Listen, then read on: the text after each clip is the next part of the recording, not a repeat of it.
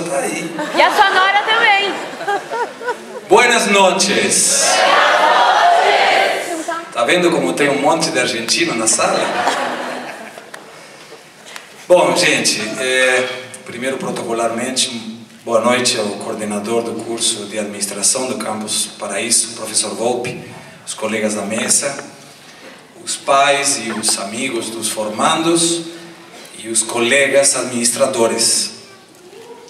É muito bom chamar vocês de administradores, até porque a gente participou dessa etapa da vossa vida.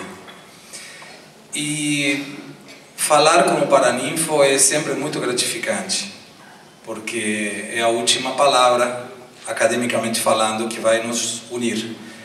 Daqui para frente, seremos padrinhos e afilhados, nunca tios e sobrinhos. E essa é a minha 7ª vez consecutiva como paraninfo. E é muito bom que uma turma escolha um professor como paraninfo. E na semana passada eu estava em Buenos Aires e conversava com uns amigos de lá e comentava que eu tinha o privilégio novamente de ser paraninfo de uma turma de administração. E me perguntaram qual era o segredo, por que os alunos me escolhiam como paraninfo. E eu falei que não seria apenas pelo fato de ser argentino, certamente. Entendia que o segredo estava em duas coisas: nos princípios e nos espelhos. Nos princípios, porque eram os princípios que eu tinha como professor em relação a vocês, alunos. Princípios de ética, de respeito. Eu respeitava os alunos e por isso eu era respeitado. Não aplicava na prova nada que não desse na aula. As minhas provas não tinham pegadinhas. Ia na aula para dar valor agregado, não apenas para ler slides ou matérias, que nos divertíamos muito, que eu dava pirulito nas provas para ninguém colar, e que os bancos da frente ficavam sem ninguém. Caso, para explicar aos pais dos alunos, ficavam sem alunos. Se o aluno levantava a cabeça tentando ver aonde eu estava, e eu olhava para ele, e ele olhava para mim, pintava um clima, e ele tinha que vir na frente a fazer a prova perto de mim. Mas mesmo assim eram regras claras.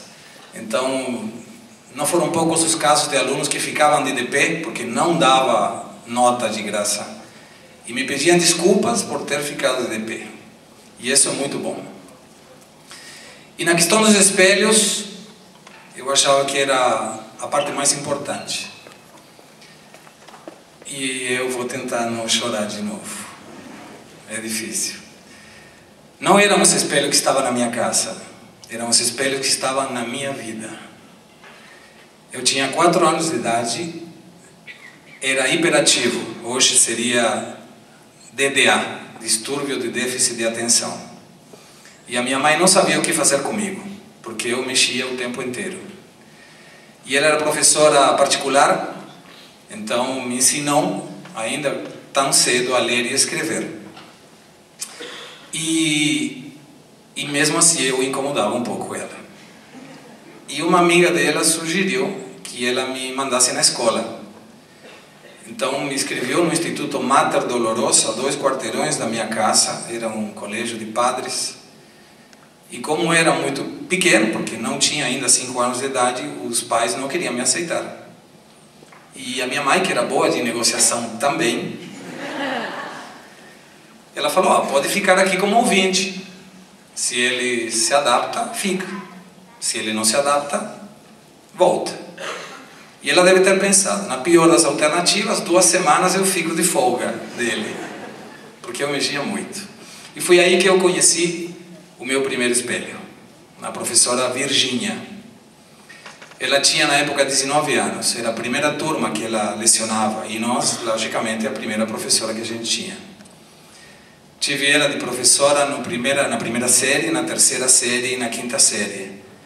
E era engraçado ver no primeiro dia de aula como a gente olhava para a porta para ver se era a Virgínia que entrava. porque nós gostávamos muito de como ela dava aula. Tinha muita dedicação, era simples e todo mundo entendia o que ela explicava. Aí depois eu conheci o segundo espelho, que foi Alejandro Loderer. Eu nem me lembro quando a gente se conheceu. Somos amigos desde não sei quando. E toda a minha infância foi com ele, a minha adolescência foi com ele, a minha juventude foi com ele, e a minha etapa adulta também. Ele esteve no meu casamento, eu estive no dele. Todas as coisas boas que aconteceram na minha vida, ele estava aí.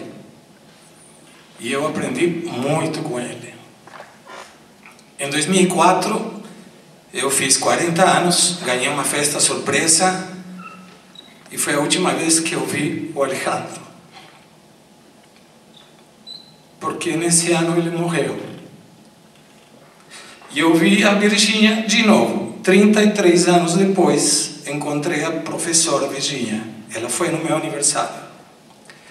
E até hoje eu converso com ela no MCN. Falo de vocês para ela. Ela acompanha todas as coisas que eu consigo atingir como professor, porque eu me espelho nela.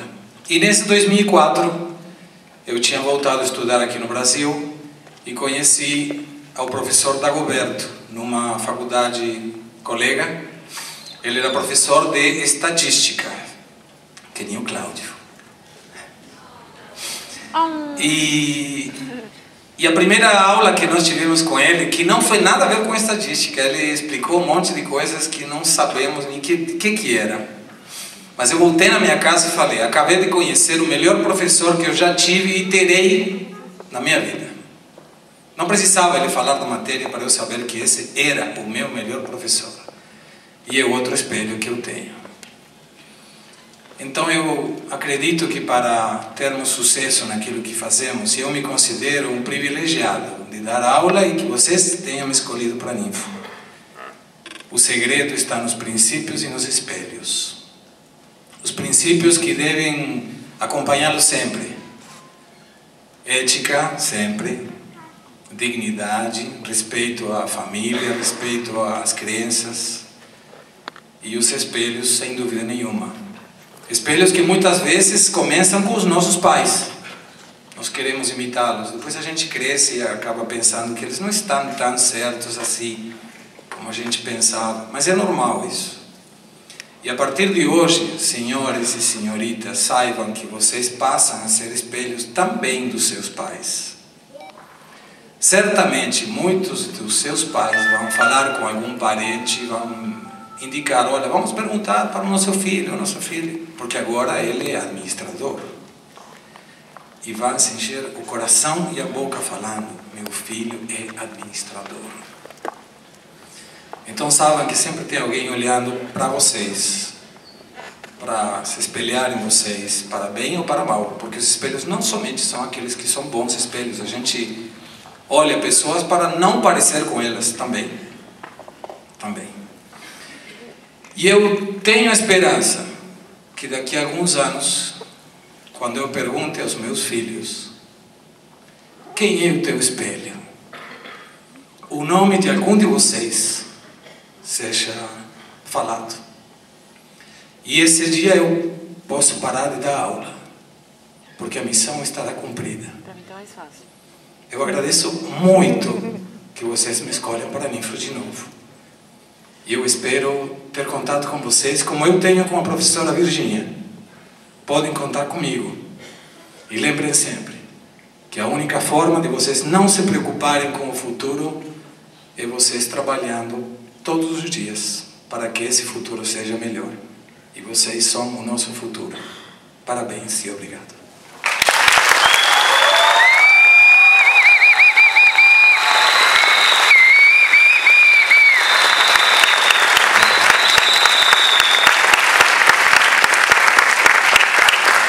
Dando continuidade, teremos nesse momento homenagens especiais aos componentes da mesa, sendo que alguns de vocês serão convidados para homenageá-los.